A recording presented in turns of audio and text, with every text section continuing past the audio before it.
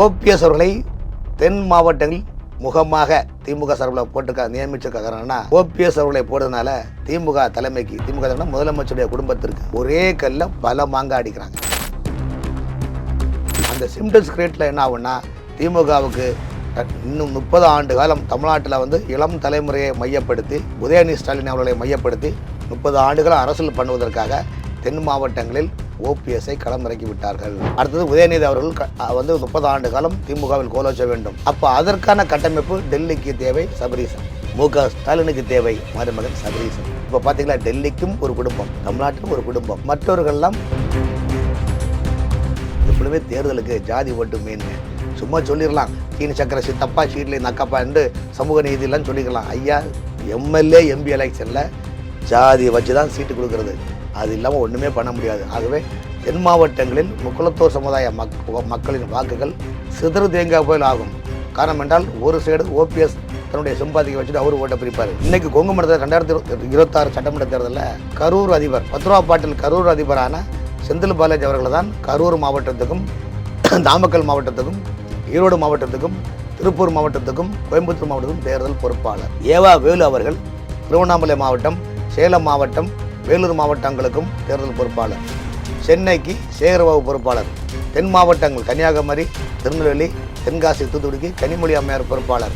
ராமநாதபுரம், சிவகங்கை மாவட்டம், மதுரை 3 மாவட்டத்துக்கும் மூர்த்தி மந்திரி பொறுப்பாளர். இப்போ நீங்கள் சொல்லுங்கள், இவங்கெல்லாம் சாமானிய மனிதர்களா? அடுத்து இன்னும் ஒரு 2 மாதம் கழிச்சு பாருங்கள், 100 ரூபா வரும் ஒரு கிலோ. ஏன்னா அந்த விலை எப்படி கூட்டுறாங்கன்னா, உற்பத்தி பண்ணக்கூடிய அந்த தொழிலதிபர்களெல்லாம் பேமெண்ட் வாங்குவாங்க, ரேட்டை அதுன்னு சொல்லுவாங்க. நீங்கள் எங்கே கேட்க போகிறீங்க? இதே எதிர்கட்சி தான் டப்போல போன்னு கத்த போகிறாங்க. இதே மக்கள் ஐயோ என்ன பண்ணதுக்குன்னு வாழ்ந்து ஆகணும். ஸோ என்ன பண்ண முடியும் சொல்லுங்க சார். சார் 70 ரூபா விற்கிறேன் அரிசி சார். சார் 10-15 வருஷத்துக்கு முன்னால் இட்லி அரிசி 10 ரூபா சென்னையில் ஒரு கிலோ. அதே இட்லி அரிசி நீ 60 ரூபாய்க்கு சொல்லுங்கள். என்ன பொருள் வாங்க முடியும் சார் சொல்லுங்கள். ஒரு டீ இன்னைக்கு 15 ரூபா. அதே நீங்கள் ஒரு பெரிய நீட் நஷ்டம் ஒரு ஹோட்டலில் போனால் 75 ரூபா, 5 ரூபா டிப்ஸ். 5 ரூபாயில் வாங்கல, 20 ரூபா டிப்ஸ், 100 ரூபா காலி. ஒரு டீ சாப்பிட்டா 100 ரூபா காலி சார். இன்றைக்கி சாமானியமான ஒரு குடும்பத்தில் 20,000 சம்பளம் வாங்கி எந்த குடும்பமும் ரன் பண்ண முடியாது சார். அவ்வளோ மோசமான ஒரு துறை இன்றைக்கி இருந்துட்டு இருக்குது. அத்தனை துறை ஊழல் நடந்துட்டு இருக்குது.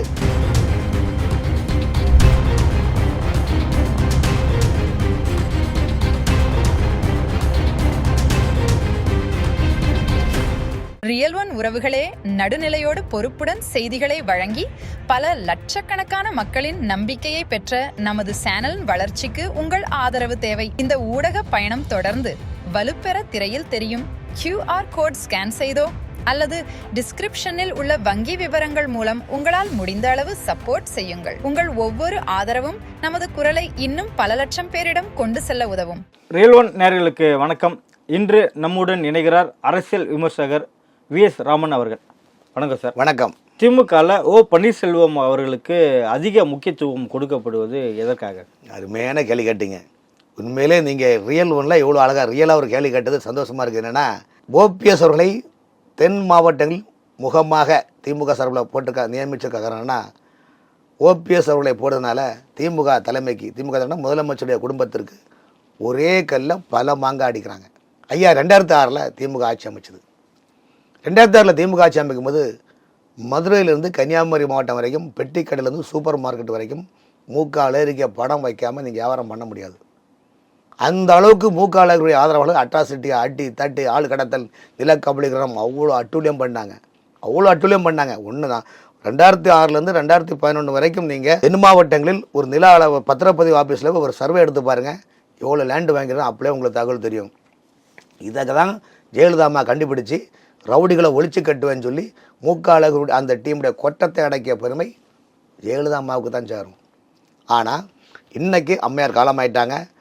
அதிமுக பீஸாக ஜேசிடி பிரபாகரன், செங்கோட்டையன், மனோஜ் பாண்டியன், இந்த மாதிரி பெருந்தலைவர்கள்லாம் கடைசியாக ஓபிஎஸும் வெளியே போயிட்டார்.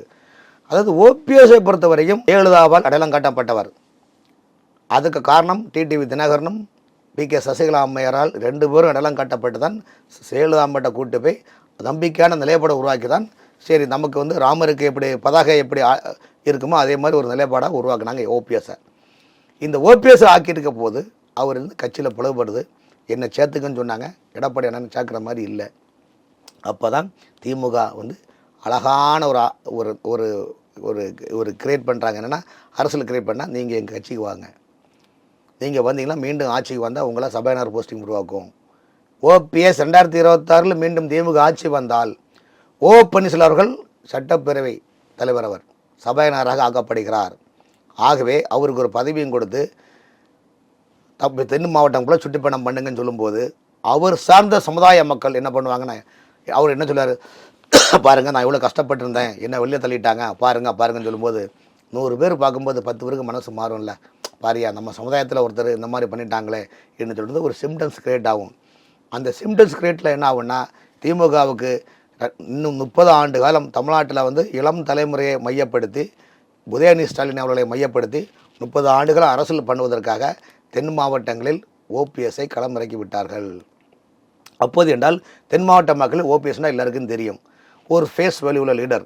அவரை காட்டும் போது நமக்கு வந்து அழகிரியுடைய ஆதரவாளர் டோட்டலாகவே ஃபீல்டுக்கே இல்லாமல் தென் மாவட்டம் என்றால் ஓபிஎஸ் தான் ஒரு முகம் என்ற ஒரு நிலைப்பாடை திமுக உருவாக்குவதன் காரணம் என்றால் திமுகவின் தலைமை பீடத்திற்கு இனிமேல் எந்த ஆபத்தும் தென் மாவட்டம் வழியாக வந்துவிடக்கூடாது என்ற ஒற்றை இலக்கம் நோக்கி தான் அவங்க பயணிக்கிறாங்க. ஆகவே திமுக சரியான நேரத்தில் ஓபிஎஸ்ஐ தனக்கு சாதகமாக ஓபிஎஸ்ஐ பல்வேறு வகைகளில் அவர் கருவியாக பயன்படுத்தி திமுக தலைமை செல்லுபடுகின்றது. இதுதான் அதனுடைய நிலைப்பாடு. காரணம் என்னவென்றால், உங்களுக்கு கலைஞர் முதலமைச்சர் இருக்கின்ற போது அவருடைய மருமகன் முரசொலி மாறன் டெல்லிக்கு லாபி பண்ணார், மத்திய மந்திரியாக இருந்தார். இப்போ மு.க.ஸ்டாலின் அவர்கள் முதலமைச்சர். அடுத்தது உதயநிதி அவர்கள் வந்து 30 ஆண்டு காலம் திமுகவில் கோலோச்ச வேண்டும். அப்போ அதற்கான கட்டமைப்பு டெல்லிக்கு தேவை சபரீசன். அப்போ கலைஞருக்கு தேவை மருமகன் முரசொலி மாறன், மு.க.ஸ்டாலினுக்கு தேவை மருமகன் சபரீசன். இப்போ பார்த்தீங்களா, டெல்லிக்கும் ஒரு குடும்பம், தமிழ்நாட்டிலும் ஒரு குடும்பம், மற்றவர்கள்லாம் சும்மா வந்தோமா ஆமாம் ரைட் ஓகே பார்த்தோமா அவர் பண்ணோம். ஆகவே அவர்கள் ரொம்ப அழகாக அரசியல் பண்ணுறாங்க, ரொம்ப சூப்பராக காய்கள் நகர்த்துறாங்க.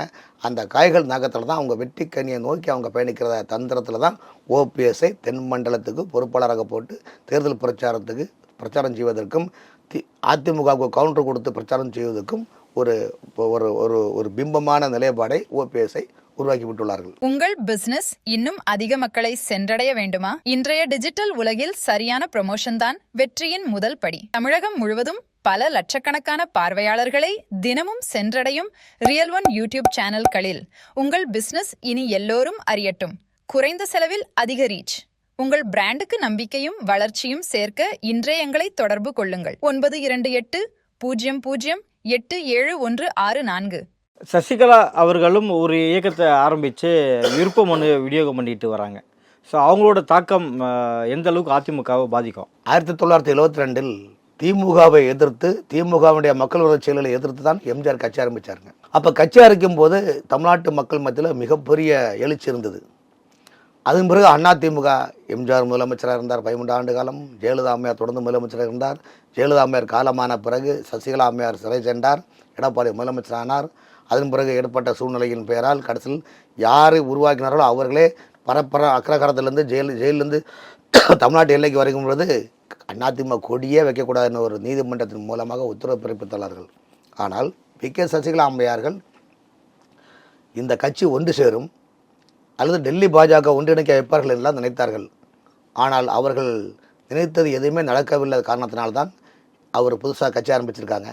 அந்த கட்சியை 2 ஆண்டுகள் முன்னாடி ஆரம்பித்தா கூட ஓரளவுக்கு கட்டமைப்பான ஒரு நிலைப்பாடு இருக்கும். ஆனால் இன்றைக்கி அவங்க கட்சி ஆரம்பிக்கும் போது அதில் ஒரு தாக்கம் என்னென்னா, அவர்களும் முக்குலத்துவ சமூகத்தை சேர்ந்தவர் தான் கே சசிகலா அம்மையார். அப்படிங்கிற போது ஓபிஎஸ் அவர்களும் முக்குலத்துவ சமூகத்தை சேர்ந்தவர் தான். எப்பொழுதுமே தேர்தலுக்கு ஜாதி ஓட்டு மெயினுங்க.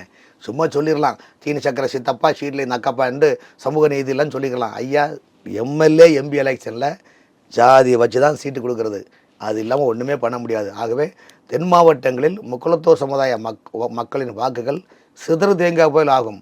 காரணம் என்றால், ஒரு சைடு ஓபிஎஸ் தன்னுடைய சம்பாதிக்க வச்சுட்டு அவர் ஓட்டை பிரிப்பார், சைடில் கே சசிகலா அம்மையார் தன்னுடைய சமுதாயத்தை சேர்ந்தவர்களும் கொங்கு வந்து தஞ்சை டெல்டா பகுதிகளிலும் தென் மாவட்டங்களும் அதிகமாக வாக்குகளை பிரித்து சொல்லக்கூடிய ஒரு நிலைப்பாடு உள்ளது. காரணம் என்ன, நேற்றுக்கே 1500 மனு வாங்கி கொடுத்துருக்காங்க, இன்றைக்கும் கொடுத்துருக்காங்க. ஆகவே சசிகலா அம்மையாருடைய அரசியல் கட்சியையும் நாம் டக்குன்னு ஒன்றும் கடந்து போக முடியாது. காரணம் என்றால், அவர்களும் ஜெயலலிதா அம்மாவோடு பயணித்தவர்கள், ஜெயலலிதா அம்மாவிடம் பலன் பதவி வாங்கி பதவி சுகம் அனுபவித்தவர்கள் 10%னால் 90% அதிமுகனர் சசிகலா அம்மாவை வச்சு தான் பதவி சுகம் அனுபவித்தார்கள். உங்களுக்கு தெரியும். இல்லை, சசிகலா இந்த கட்சியினால் யாருக்கு அதிக பின்னாடி வேறுபட வாய்ப்பு இருக்குது? சசிகலா கட்சியினுடைய ஆரம்பித்தனால் அதிமுக தான் அது பின்னாடி ஏற்படும். திமுக ஒன்றும் பாதிப்பாது, அதிமுக தான் அது பெரிய பாதிப்பு ஏற்படும். எப்படி நீங்கள் 2000 இல்லை வெற்றியை பாதிக்கிற அளவுக்கு ஏற்படும். அதுக்கு இன்னொரு சொல்கிறேன், நீங்கள் கேட்கறது என்ன சொல்கிறேன், 2021 டிடிவி அவர்கள் கட்சி தனியாக நின்றாங்க. அப்போ டெல்லியில் 3 நாள் முகாம் போட்டு உள்துறை அமைச்சர் அமித்ஷா என்ன சொன்னார்னா 30 சீட்டு ஃப்ளாட் கொடுங்க, டிடிவி தினகரன் கட்சியை நாங்கள் கொடுத்து பங்கு சொல்லணும். ஆனால் எடப்பாடி அவர்கள் சம்மதிக்கவே இல்லை. அப்போ என்ன பண்ணாங்க, டிடிவி தினகரன் தனியாக நின்னார், 3% ஓட்டு வாங்கினார். கிட்டத்தட்ட 48 தொகுதியில் ஏடிஎம்கே தோல்விக்கு அமமுக தான் காரணமாக இருந்தது. அந்த 3% ஓட்டில் தான் திமுக ஜெயிச்சிருக்குது. அப்போ அன்னைக்கு டிடிவி தினகரன் ஒருங்கிணைந்த பாஜகவில் அந்த என்டிஏ கூட்டணியில் வந்து நின்று இருந்தால் இன்றைக்கி திமுக ஆட்சிக்கு வந்திருக்காது, அதிமுக தான் ஆட்சிக்கு வந்திருக்கும். ஆனால் அதிமுக என்ன நினச்சின்னா, நம்ம கொங்கு மண்டல ஓட்டு ஸ்ட்ராங்காக இருக்குது, தமிழ்நாடு முழுதும் ஆட்சி அதிகாரங்கள் இருக்குது, நம்ம எதா பண்ணி ஓட்டு வாங்கலாம் பார்த்தா கடைசியில் கவுண்டிங்கில் பார்த்தா திறந்து பார்த்தா பறந்து போச்சு நிலைப்பாடு இருக்கின்றது. இப்போது அந்த நிலைமையை வந்து நம்ம ஏடிஎம்கே நினைக்கிறோம். ஏன்னா கொங்கு மண்டலம் 2021 தேர்தல் வேறு.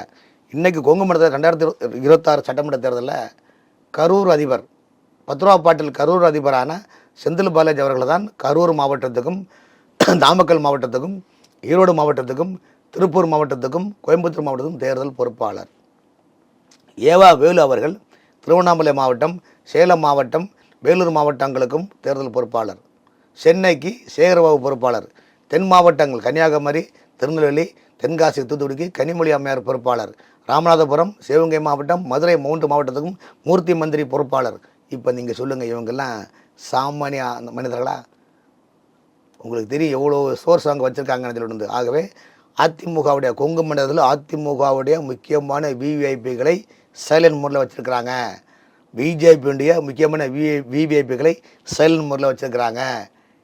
இதெல்லாம் அண்ணாமலைக்கும் தெரியும் ஐயா, இதெல்லாம் அண்ணாமலைக்கும் தெரியும். காரணம் என்றால் தேர்தல் யாரும் சீட்டு வாங்கலாம், யாரும் நிற்கலாம். ஐயா ஜெயிக்கிறது மிகப்பெரிய தந்திரம் சார். அது நம்ம செலவு பண்ணுறோம், நம்ம கூட உள்ள நமக்கு விசுவாசமாக இருக்கின்றாரா, செயல்படுகின்றாரா, இதெல்லாம் நீங்கள் கண்காணிக்காவிட்டால் தேர்தலில் நீங்கள் ஒன்றும் சாதிக்க முடியாது.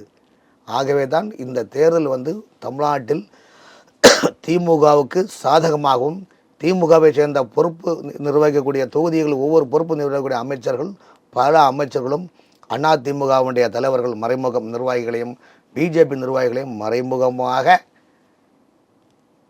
கையில் வாங்கினேன் பையில் போட்டேன் என்ற பாடல் வரி தான் லைட்டாக சொல்கிறேன் உங்கள்கிட்ட. வந்து இந்த நிலைப்பாடு தான் யதார்த்தமான நிலைப்பாடு இந்த நிலைமையில் உள்ளது. ஆகவே தான் தமிழ்நாடு முழுவதும் அரசியல் விமர்சனம் பத்திரிகையாளர்கள் என்ன சொல்கிறாங்க, மீண்டும் திமுக ஆட்சி வரும், திமுக ஆட்சி வரும் என்பது யதார்த்தம் இதுதான். ஆகவே திமுகவுக்கு இன்னும் இவர்கள், அதாவது 2021 எடப்பாடி அவர்கள் முதல்ல முதலமைச்சர் தேர்தல் சந்திக்கிறாங்க. எடப்பாடி அவர்களுடைய தலைமையில் நடந்த 4 ஆண்டுகள் ஆட்சியில் திமுக மக்களை நிம்மதியாக தூங்க விட்டு தான் 24 மணி நேரம் போராட்டம், மக்கள் மத்தியில் ஊழல், மக்கள் மத்தியில் எடப்பாடி அரசுக்கு எதிரான ஒரு நிலைப்பாடை உருவாக்குனாங்க. அதே நிலைப்பாடில் பார்த்தீங்கன்னா அன்னைக்கு 2021 சட்டமன்ற தேர்தலில் சென்னை மாநகராட்சி ஆணையர் இருந்தது கார்த்திகேயன், மக்கள் நல்வாழ்வுத்துறை செயலர் இருந்தது ராதாகிருஷ்ணன் ஐஏஎஸ். 2 ஐஏஎஸ் அதிகாரியும் மு க ஸ்டாலின் என்ன சொன்னார் தெரியுமா, நாங்கள் ஆட்சியில் வந்தால் உங்கள் மேலே விசாரணை பண்ணி ஊழல் நடவடிக்கை எடுப்பேன்னு சொன்னார். ஆனால் திமுக ஆட்சி வந்தோடனே எந்த கார்த்திகேயன் அயோக்கியன் என்று முதலமைச்சர் சொன்னாரோ அந்த கார்த்திகேயன் தான் இன்று நகராட்சி, பேராட்சி, மணராட்சி, மெட்ரோ வாட்டர் துறைக்கு அரசு துறை செயலராக போட்டு நீ பாதி நான் பாதி கண்ணை என்ற நிலைப்பாடு உருவாக்கின்றால் அப்போ என்னங்க அர்த்தம் இருக்குது? இந்த தேர்தல் வாக்குறதுலையே திமுகவுடைய தேர்தல் வாக்குறது என்ன சொல்லிச்சு, இந்த ஐஎஸ் அதிகாரிலாம் பேரலான்னு சொல்லி நடவடிக்கை எடுப்பேன்னு சொன்னாங்களே இல்லையா? நீங்கள் தேர்தல் நடவடிக்கை எடுத்தீங்களா? இல்லை. அப்போ 2 கட்சிக்கு என்னங்க பெரிய வித்தியாசம்னு சொல்லுங்கள். வந்து ஐயா அதிமுக ஆட்சியில் ஊழல் பாதின்னு நீங்கள் தானே சொன்னீங்க, இப்போ திமுக ஆட்சி தானே அவன் இவ்வளோ நிரபராதி ஆகிட்டானா, அது எப்படிங்க வந்து தீர்த்தம் கொடுத்து பாவ மன்னிப்பு கொடுத்து விட்டீங்களா? அப்போ என்ன அர்த்தம்? வந்து அவன் புனித வருங்காலத்தில் வாஷிங் மிஷினில் போட்டு கிளீன் பண்ணிட்டீங்களா? இல்லை. அப்போ என்ன அர்த்தங்க? அப்போ எல்லாருமே மக்களை முட்டலாக்குறாங்க. இன்றைக்கி தமிழ்நாட்டில் ஒதுக்கீடு செய்யக்கூடிய நிதிகள் எல்லாமே உண்மையிலே சொல்கிறேன் 25% கூட மக்கள் நல திட்ட பணிகளை போகவே இல்லை. எங்கே வேலை நடக்க சொல்லுங்கள்? நிதியை ஒதுக்குறீங்க, பில்லை போடுறீங்க, எஸ்டிமேட் போட்டு எங்கே போகுது? இந்த எஸ்டிமேட்டெல்லாம் துறை சார்ந்த அமைச்சர் வீட்டுக்கு போகுது, மக்களுக்கு ஒன்றும் போகல.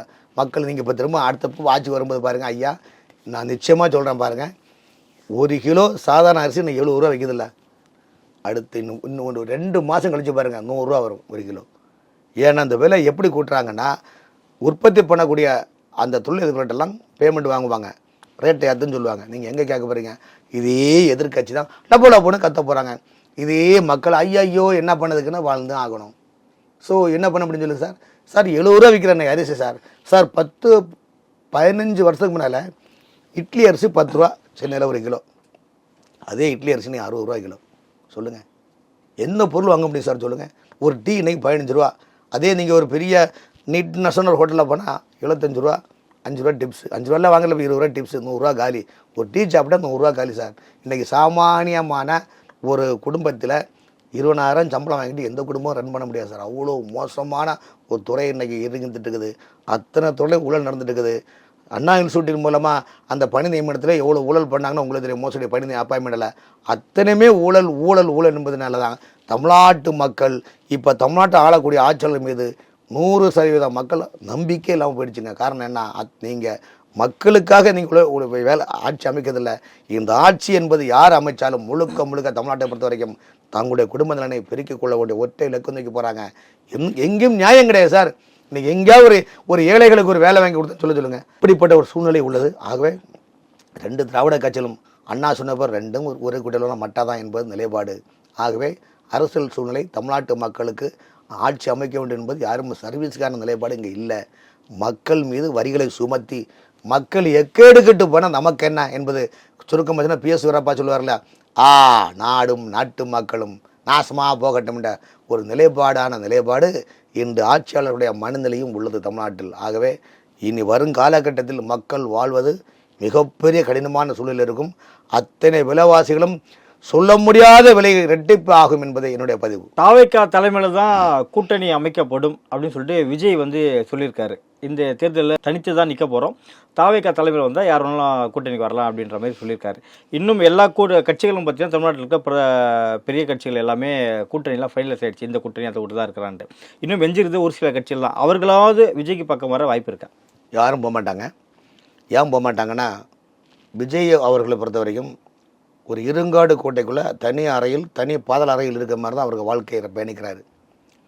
அவரை சுற்றி இருக்கிற தலைவர்கள் எல்லாமே விஜயை சந்திக்க முடியாது, அவராக கூப்பிட்டு தான் சந்திக்கிறாங்க.